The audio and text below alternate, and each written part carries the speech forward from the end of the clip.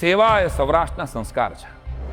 દર્દી નારાયણની સેવા એ સમાજની તાતી જરૂરિયાત છે. અને હવે પૈસાના વાંકે કોઈ પણ વ્યક્તિ સારવારથી વંચિત નહીં રહે.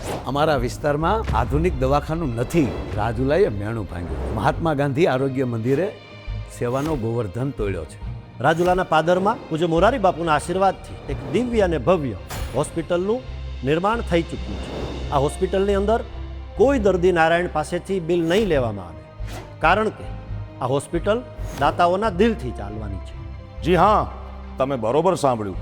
મહાત્મા ગાંધી આરોગ્ય મંદિર રાજુલામાં તદ્દન મફતમાં સારવાર થશે.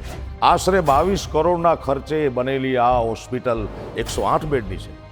શ્રી રામકૃષ્ણ સેવા આરોગ્ય ટ્રસ્ટ દ્વારા સંચાલિત સેવાનો આ યજ્ઞ પ્રિય મોરારી બાપુના આશીર્વાદ, સંકલ્પ અને કૃપા પ્રસાદ જેવી આ હોસ્પિટલ 13મી મેના રોજ સવારે 11 કલાકે રાજુલા ખાતે લોકાર્પિત થશે.